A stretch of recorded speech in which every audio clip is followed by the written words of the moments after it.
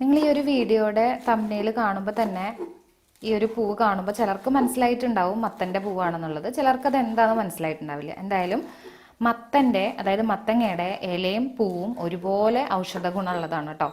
അത് എരിശ്ശേരിയോ അല്ലെങ്കിൽ പരിപ്പിട്ടിട്ട് കൂട്ടാനോ തോരനോ എങ്ങനെ വേണമെങ്കിലും ഉപയോഗിക്കാം. നമുക്ക് സാധാരണ ഇലക്കറി എന്ന് പറയുമ്പോൾ ഈ ചീരയുടെ ഇലയാണല്ലോ ഓർമ്മ വരിക. ചീരയുടെ ഇലയുടെ അത്ര തന്നെ അല്ലെങ്കിൽ അതിനേക്കാൾ കൂടുതൽ എന്ന് ഞാൻ പറയും ഗുണങ്ങളുള്ളതാണ് മത്തൻ്റെ ഇലയ്ക്കും മത്തൻ്റെ പൂവിനും കേട്ടോ. ഇതൊക്കെ ആകുമ്പോൾ നമ്മുടെ തൊടിയിലൊക്കെ ഉണ്ടാവണതാണ്. അപ്പോൾ കുറച്ച് മഴക്കാലം ആയതുകൊണ്ട് നിലത്ത് പടർന്നു കിടക്കണോണ്ട് ഇത്തിരി ചെളിയോ മണ്ണോ ഉണ്ടാവും, അത് കഴുകിയാൽ പോവും. അല്ലാതെ യാതൊരു വിധത്തിലുള്ള വിഷം അടിച്ചിട്ടില്ലാത്ത ഔഷധ ഗുണങ്ങൾ ഒരുപാടുള്ള ഒരു ഇലയാണ് ഈ മത്തൻ്റെ ഇല എന്ന് പറയണത്. നിർബന്ധമായിട്ടും എന്തായാലും ഇത് കഴിച്ചു നോക്കണം. ഇതിപ്പോൾ കർക്കിടക മാസമാണെങ്കിൽ പ്രത്യേകിച്ച് അതിൻ്റെ പ്രാധാന്യം പറയും വേണ്ടല്ലോ. വളരെ ചെറുതായിട്ട് ഇലയും പൂവും കൂടിയിട്ട് നുറുക്കുക. ചീഞ്ചട്ടി ചൂടാകുമ്പോൾ വെളിച്ചെണ്ണ ഒഴിച്ചു. അതിലേക്ക് 1 ടീസ്പൂൺ കടുക്, കടുകിനേക്കാളും അല്പം കൂടുതലായിട്ട് 1 പിടി അളവിൽ അരി. ഈ അരി വറുത്തിടുന്നത് പ്രത്യേകിച്ച് ഇല തോരന്, അതായത് നമ്മൾ ഏതിൻ്റെങ്കിലൊക്കെ ഇലത്തോരൻ ഉണ്ടാക്കുമല്ലോ, ആ സമയത്ത് അരി വറുത്തിട്ട് നോക്കിക്കോളൂ. അതിൻ്റെ വാസനയ്ക്കും സ്വാദിനും തന്നെ ഒരുപാട് വ്യത്യാസം ഉണ്ടായിരിക്കും കേട്ടോ. അപ്പോൾ അതാദ്യമായിട്ട് കേൾക്കണവർ ഉറപ്പായിട്ടും അരി ഒന്ന് വറുത്തിട്ട് നോക്കൂ കടുകിൻ്റെ കൂടെ. ഇനി എരിവിന് വേണ്ടിയിട്ട് വറ്റൽമുളക് ഇതിൻ്റെ കൂട്ടത്തിൽ തന്നെ നമ്മൾ പൊട്ടിച്ചിടുക ചെയ്യുന്നുള്ളൂ. കാരണം ഈ ഇലത്തോരനൊക്കെ വെക്കണ സമയത്ത് ഒരുപാട് എരിവായിട്ട് ഉണ്ടാവില്ല, വെക്കില്ല. അത് മുളക് പൊടിയോ നമ്മൾ പച്ചമുളകോ ഒന്നും ചേർക്കണില്ല. ഈ വറ്റൽമുളകിൻ്റെ എരിവ് ഇതിലേക്ക് കുറച്ചൊന്ന് ഇറങ്ങിയിട്ടുണ്ടാവും. ഇത് പൊട്ടിക്കഴിയുമ്പോൾ മത്തൻ്റെ ഇലയും പൂവും കൂടിയിട്ട് അരിഞ്ഞു വെച്ചത് നമ്മൾ ചേർക്കുകയാണ് കേട്ടോ.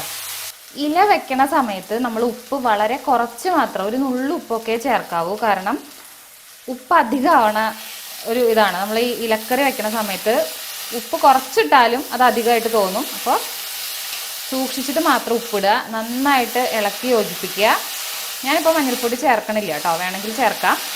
ഒരു 5-6 ഇലയും അതുപോലെ ഒരു 3-4 പൂവാണ് നമ്മൾ എടുത്തിട്ടുള്ളത്. അത് വാടി വരുമ്പോൾ കണ്ടില്ലേ അളവ് വളരെ കുറയും.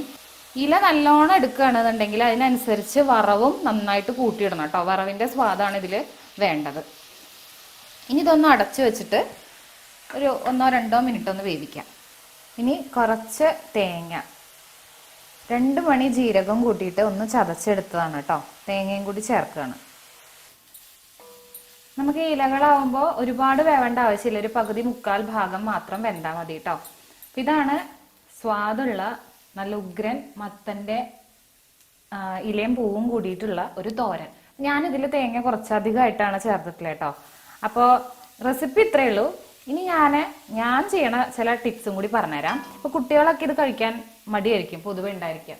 അപ്പം അങ്ങനെ മടിയുള്ള കുട്ടികൾക്കാണെന്നുണ്ടെങ്കിൽ നമുക്ക് ആദ്യം തന്നെ അരിയും കടുകും വറുത്തതിന് ശേഷം തക്കാളിയും ഉള്ളിയും കൂടിയിട്ട് ഒന്ന് വഴട്ടിയിട്ട് അതിലേക്ക് ഈ ഇല ഇട്ടിട്ട് വേവിച്ച് അത് തോരനാക്കിയതിന് ശേഷം അതിൽ കുറച്ച് റൈസും കൂടി ചേർത്തിട്ട് അതൊരു സ്പെഷ്യൽ റൈസായിട്ട് നമുക്ക് ഈ വെജിറ്റബിൾ റൈസൊക്കെ കൊടുക്കണത് പോലെ നമുക്കൊരു റൈസായിട്ട് ടിഫിൻ ബോക്സിൽ കൊടുത്തേക്കാം. അവർ സ്വാദോട് കൂടി കഴിച്ചോളൂ. ഞാനിപ്പോൾ ഇതിൽ തക്കാളി ഉള്ളി ഒന്നുമല്ല ഇട്ടിരിക്കുന്നത്, അതിന് പകരം കുറച്ച് തേങ്ങ കൂടുതലായിട്ട് ചേർത്തിട്ടുണ്ട്. ഇനി എന്താ ചെയ്യേണ്ടതെന്ന് പറയാം. നമ്മൾ ചോറ് ഉപ്പിട്ടല്ല വേവിച്ചേക്കണേ, അപ്പോൾ കുറച്ച് ഉപ്പും കൂടി ചേർക്കണം. ഇതിപ്പോൾ ഉച്ചയ്ക്ക് വേണ്ടി വെച്ച ചോറാണ്. അതിൽ നിന്ന് കുറച്ച് ചോറെടുത്ത് ഞാൻ ഇതിലേക്ക് ചേർത്തു. എന്നിട്ട് നന്നായിട്ട് ഇളക്കുക. അപ്പോൾ ഒരു നല്ല സ്വാദുള്ള ചോറാണ് കേട്ടോ ഉണ്ടാവുക. നമ്മൾ ഈ ഒരു ചോറുപ്മാവൊക്കെ കഴിച്ചവർക്കാണെങ്കിൽ അറിയാൻ പറ്റും. അരിയും കടുകും കൂടി വറുത്തിട്ടതിലേക്ക് ചോറ് മിക്സ് ചെയ്ത് കഴിഞ്ഞാൽ നല്ലൊരു ചോറുപ്മാവിൻ്റെ സ്വാദാണ്. തേങ്ങ നല്ല അധികം ഞാൻ ചേർത്തിട്ടുണ്ട്. അപ്പോൾ ഒരു തേങ്ങാച്ചോറോ അല്ലെങ്കിൽ വറുത്തിട്ടൊരു ഉപ്മാവോ ഒക്കെ കഴിക്കണം അതേ രുചിയിൽ തന്നെ നമുക്ക് കഴിക്കാം. ഒരു കഷ്ണം കടുമാങ്ങ, പപ്പടം ചുട്ടത് ഒക്കെ ഉണ്ടെങ്കിൽ ഇതിൻ്റെ കൂടെ കോംബോ ആയിട്ട് കഴിക്കുകയും ചെയ്യാം കേട്ടോ. ഇതൊരു സൂത്രപ്പണിയാണ്. കുട്ടികൾക്കൊക്കെ ഇങ്ങനെ കൊടുത്തു നോക്കിയാൽ ഇഷ്ടമാണ്. ഇവിടെ ഇഷ്ടമാണ്. ഇതിൻ്റെ കൂടെ ഞാൻ നേരത്തെ പറഞ്ഞ പോലെ തക്കാളി ഉള്ളിയും കൂടി വഴറ്റി ചേർക്കാറുണ്ട് കേട്ടോ. അപ്പോൾ അവരൊന്നും കൂടി സ്വാദിൽ ഇത് കഴിക്കുകയും ചെയ്യും. അപ്പം എന്തായാലും തൊടിയിലൊക്കെ മത്തൻ്റെ ഇലയ്ക്ക് ഇതുപോലെ പൂവും ഒക്കെ ധാരാളമായിട്ട് ഉണ്ടെങ്കിൽ എല്ലാവരും ട്രൈ ചെയ്ത് നോക്കുക. കഴിക്കാത്തവരുണ്ടെങ്കിൽ, ഇലക്കറികൾ കഴിക്കാത്ത കുട്ടികളുണ്ടെങ്കിൽ ഞാൻ നേരത്തെ പറഞ്ഞ പോലത്തെ ടിപ്സൊക്കെ ഉപയോഗിച്ച് നോക്കുക. ഇനിയിപ്പോൾ മസാലയുടെ സ്വാദൊക്കെ ഇഷ്ടമുള്ളവർക്ക് വെളുത്തുള്ളിയും ഇഞ്ചിയും ഒക്കെ ചതച്ചിട്ട് തക്കാളിയുടെ ഉള്ളിയുടെയും കൂടെ വഴട്ടിയിട്ട് അതിലേക്ക് ഇല ചേർത്ത് തോരൻ വെച്ചിട്ട് നമുക്ക് സാധാരണ പോലെ ഉച്ചയ്ക്കുള്ള അരി, അത് എന്തരിയാണെങ്കിലും ചോറുണ്ടല്ലോ, പൊന്നിയരിയോ അല്ലെങ്കിൽ മട്ടരിയോ എന്തരിയാണെങ്കിലും അത് ഇതുപോലെ ചേർത്ത് ഇളക്കി കൊടുത്താൽ അവർ രുചിയോടെ കഴിച്ചോളും. അപ്പോൾ ഇതാണ് എനിക്കിവിടെ ഇന്നത്തെ ലഞ്ച് കേട്ടോ. ഇതിൻ്റെ കൂടെ ഒരു കഷ്ണം കടുമാങ്ങ ഉണ്ടെങ്കിൽ സുഖമായിട്ട് കൂട്ടി ഉണയിക്കാം. ഇനി നമുക്ക് ഒരുപാട് പറമ്പിലൊക്കെ നടന്ന് മുക്കുറ്റിയും അതുപോലെ കുറേ ചെടികളും മരുന്നൊക്കെ പറിച്ച് അങ്ങനെ ഒന്നും വേണ്ടാതെ വീട്ടിലുള്ള സാധനം വെച്ച് എളുപ്പത്തിൽ ഒരു ഔഷധക്കഞ്ഞി ഉണ്ടാക്കാം. നമ്മൾ എടുക്കണ അളവ് ഗ്ലാസ് അല്ലെങ്കിൽ കപ്പിന് ഒരു കപ്പ് അല്ലെങ്കിൽ ഒരു ഗ്ലാസ് മുതിര എടുക്കണം. മുതിര വറക്കുകയാണ് ചെയ്യേണ്ടത്. അപ്പോൾ പ്രത്യേകം ശ്രദ്ധിക്കണം, മുതിരയിൽ ധാരാളമായിട്ട് കല്ല് കാണാറുണ്ട് ലൂസായിട്ടൊക്കെ വാങ്ങിക്കുമ്പോൾ. അപ്പോൾ നന്നായിട്ട് ഒരു പരന്ന പാത്രത്തിൽ വെച്ച് കല്ലൊക്കെ മാറ്റി ഇനി കഴുകണം എന്നുള്ളവർക്ക് നന്നായിട്ട് കഴുകി അത് ഉണക്കിയതിന് ശേഷം വേണം വറക്കാനായിട്ട്. കാരണം വറുത്ത് കഴിഞ്ഞാൽ നമുക്കത് കഴുകാൻ വേണ്ടി പറ്റില്ല. മിക്സിയിലൊന്ന് നമ്മളൊന്ന് ക്രഷ് ചെയ്ത് എടുക്കുക ചെയ്യണത്. ഇപ്പൊ കണ്ടോ, മുതിര നന്നായിട്ട് വറവായിട്ടുണ്ട്. മുതിര വറുത്തോന്ന് അറിയാൻ വേണ്ടിയിട്ട് നല്ലൊരു വാസനയാണ് മുതിര വറക്കണ സമയത്ത് വരിക. അതുപോലെ നിറം നന്നായിട്ട് ബ്രൗൺ നിറാവുകയും ചെയ്യും. പിന്നെ നമുക്കൊന്ന് എടുത്ത് നോക്കിയിട്ട് ഒന്ന് കടിച്ച് നോക്കുമ്പോൾ അത് വറവായെന്നുള്ളത് അറിയാൻ പറ്റും. ഈ സമയത്ത് നമുക്ക് മുതിര വറുത്തത് മാറ്റാം. ഇനി നമ്മൾ എടുത്ത കപ്പ് അല്ലെങ്കിൽ ഗ്ലാസ്സിൽ 1/4 ഗ്ലാസ് അവൽ അവൽ എപ്പോഴും കുറച്ചൊരു കട്ടിയുള്ള അവലായിരിക്കും നല്ലത്. ഇതിന് പകരം നമുക്ക് ഉണക്കലരി അല്ലെങ്കിൽ പൊടിയരി, നുറുക്കരി ഒക്കെ എടുക്കാം. അരിയാണ് എടുക്കണമെന്നുണ്ടെങ്കിൽ നമുക്ക് ഇതുപോലെ ഒന്ന് ചൂടാക്കേണ്ട ആവശ്യമില്ല കേട്ടോ. അരി നേരിട്ട് വേവിക്കുക ചെയ്യുക. അവലായോണ്ട് കട്ടിയവലായോണ്ടാണ് നമ്മൾ ചെറുതായിട്ടൊന്ന് ചൂടാക്കണത്. ഇത് വെയിറ്റ് ലോസ് ഒക്കെ ചെയ്യണ ആൾക്കാരാണെന്നുണ്ടെങ്കിൽ അവലാണ് അരിയേക്കാൾ എന്തുകൊണ്ടും നല്ലത്. കാരണം എന്താണെന്ന് വെച്ചാൽ അതിലൊരുപാട് അയേണിന്റെ കണ്ടന്റ് ഉണ്ട്. അത് മാത്രമല്ല നമുക്ക് കഴിച്ചാൽ മുതിരയുടെ കൂടെ അവലും കൂടി ആവുമ്പോൾ കുറച്ച് കഴിച്ചാൽ തന്നെ വയറ് ഒരുപാട് നിറഞ്ഞതായിട്ട് തോന്നും. അപ്പോൾ ഒരുപാട് അളവിൽ നമുക്ക് കഴിക്കേണ്ടി വരില്ല. അപ്പം അതുകൊണ്ടൊക്കെയാണ് അവൽ എടുക്കുന്നതായിരിക്കും ഏറ്റവും നല്ലത്. ഇല്ല എന്നുണ്ടെങ്കിൽ നേരത്തെ പറഞ്ഞ പോലെ അരി, ഇനി ഗോതമ്പരി വേണ്ടവർക്ക് അങ്ങനെ എടുക്കാം. അവല് നമുക്കിത് ഇതുപോലെ തൊട്ട് നോക്കിയാൽ അറിയാൻ പറ്റും, ഒരു പൊടി ഉണ്ടാവും. ആ ഒരു പാകത്തിനാണ്.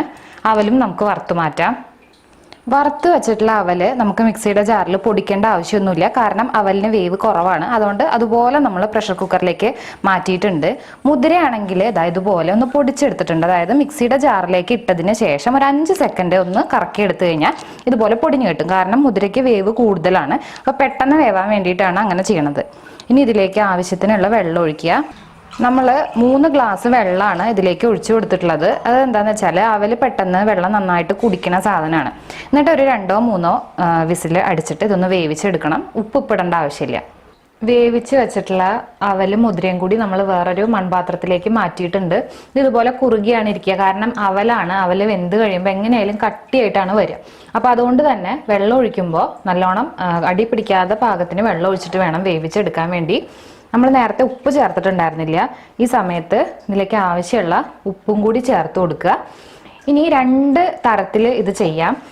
ഇതുപോലെ നല്ലോണം മുതിരയും അവലും വേവിച്ച് കഴിഞ്ഞാൽ ഇത് ചൂടാറാൻ വേണ്ടിയിട്ട് ഒന്ന് വെക്കുക. ചൂടാറിക്കഴിഞ്ഞാൽ അധികം പുളിയില്ലാത്ത തൈര് ഇതിലേക്ക് ചേർത്തിട്ടാണ്. അങ്ങനെ ഒരു രീതിയുണ്ട്. പക്ഷെ മുതിരയും മോരും ചേരില്ല എന്ന് പഴയ രീതിയിൽ പറയും. അതിൽ ശാസ്ത്രീയമായിട്ട് അടിസ്ഥാനമൊന്നും ഇല്ല എന്നുള്ളതാണ്. മുതിരയും മോരും കഴിച്ചാൽ യാതൊരു പ്രശ്നവും ഇല്ല എന്ന് ഇപ്പൊ പറയുന്നുണ്ട്. പക്ഷെ എന്തായാലും നമ്മൾ തൈര് ഇപ്പം ചെയ്യണില്ല. അതിന്റെ കാരണം മുതിരയും മോരും ചേരാത്തോണ്ട് മാത്രമല്ല, മഴക്കാലമാണ്. മഴക്കാലത്ത് പൊതുവെ തണുത്ത ആഹാരങ്ങളെക്കാളും നല്ലത്, അതായത് തൈര് തണവാണല്ലോ. അപ്പൊ തണുവ് ചിലർക്ക് പറ്റിയെന്ന് വരില്ല. അതുകൊണ്ട് ഞാൻ ഈ സമയത്ത് തൈര് ഒഴിവാക്കിയിട്ട് പകരം തേങ്ങാപ്പാലാണ് ചേർക്കണത്. തേങ്ങാപ്പാൽ ചേർക്കണതിന് പ്രത്യേകിച്ച് അളവൊന്നുമില്ല. നമുക്ക് കഞ്ഞിക്ക് ഒരു പാകം ഉണ്ടാവുമല്ലോ, കുറച്ചൊന്ന് ലൂസായിരിക്കണം, അത്രയും തേങ്ങാപ്പാൽ ചേർത്ത് കൊടുക്കുക. അതിൽ 1-ാം പാല് 2-ാം പാല് അങ്ങനെ പ്രത്യേകിച്ച് എടുക്കേണ്ട ആവശ്യമൊന്നുമില്ല. ഞാനിപ്പോൾ അത്യാവശ്യം ഒരു വലിയ മുറി തേങ്ങ ചിരകിയിട്ട് അത് പിഴിഞ്ഞിട്ട് പാലെടുത്തതാണ്. എത്രയാണ് അളവെന്നൊന്നും നോക്കിയിട്ടില്ല. ഇത് നന്നായിട്ട് തിളച്ച് കഴിഞ്ഞാൽ തീ ഓഫ് ചെയ്യാം. തേങ്ങാപ്പാൽ ചേർത്താൽ തിളയ്ക്കാമോ എന്നൊക്കെ ചിലർക്കെങ്കിലും സംശയം തോന്നുന്നുണ്ടാവും. അത് 1-ാം പാല് ആണ് തിളയ്ക്കാൻ പാടില്ലാത്ത. നമ്മളിവിടെ 1-ാം പാലും 2-ാം പാലും ഒന്നും വേറെ അല്ല എടുത്തിട്ടുള്ളത്. ഒരുമിച്ച് ചേർത്ത് മിക്സിയിൽ അരച്ചിട്ട് പിഴിഞ്ഞെടുത്തതാണ്. അതുകൊണ്ട് ഇത് തിളച്ചാലും കുഴപ്പമൊന്നുമില്ല. നല്ലോണം ഒന്ന് തിളച്ച് കഴിഞ്ഞാൽ നമ്മൾ തീ ഓഫ് ചെയ്യാണ്. തീ ഓഫ് ചെയ്തതിന് ശേഷം ഇതിലേക്ക് വറുത്തിടുകയും കൂടി വേണം. അപ്പോൾ വറുത്തിടുന്നത് എന്തൊക്കെയാണെന്നുള്ളത് കാണിക്കാം. അടുത്തത് നെയ്യിലാണ് വറുത്തിടേണ്ടത്. 1 ടേബിൾ സ്പൂൺ നെയ്യിലേക്ക് 1/2 ടീസ്പൂൺ ചെറിയ ജീരകം, അതായത് നല്ല ജീരകം ഒന്ന് പൊട്ടി തുടങ്ങുന്ന സമയത്ത് കുറച്ച് ചെറിയ ഉള്ളിയും പച്ചമുളകും കൂടി വറുത്തിടും. നമ്മൾ സാധാരണ കർക്കിടകത്തിലെ എല്ലാ ഔഷധക്കഞ്ഞിയിലും നമ്മൾ ചെറിയ ഉള്ളി വറുത്തിടാറുണ്ട്. എന്താണെന്ന് വെച്ചാൽ സ്വാദിന് വേണ്ടി മാത്രമല്ല, നമ്മുടെ ചെറിയ ഉള്ളിക്ക് ഒരുപാട് ഔഷധ ഗുണങ്ങളുണ്ട്. അപ്പം അതുകൊണ്ട് തന്നെയാണ് ഉള്ളി ഒരു ഒഴിവാക്കാൻ പറ്റാത്ത ചേരുവയായിട്ട് മാറുന്നത്. ഈ പറയണത് പോലെ ഉള്ളിയുടെ വാസന ചിലർക്കൊന്നും ഇങ്ങനെ മൂപ്പിച്ചിടുന്നത് ചിലപ്പോൾ പിടിച്ചു എന്ന് വരില്ല. അപ്പം അങ്ങനെയുള്ളവർ ഉള്ളി ഒഴിവാക്കിയിട്ട് ജീരകം മാത്രം വറുത്തിടുക. പച്ചമുളകും നിർബന്ധമൊന്നുമില്ല.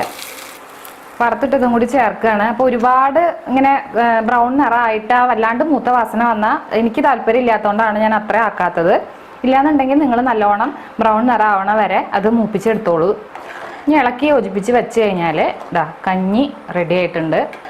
മരുന്നുകൾക്ക് കിട്ടാനുള്ള ബുദ്ധിമുട്ടോ അങ്ങനെയൊന്നും ആവശ്യമില്ല. പെരും മഴ പെയ്യണ സമയത്ത് മുതിരയാണ് പണ്ടത്തെ ആൾക്കാരൊക്കെ കഴിച്ചിരുന്നതും.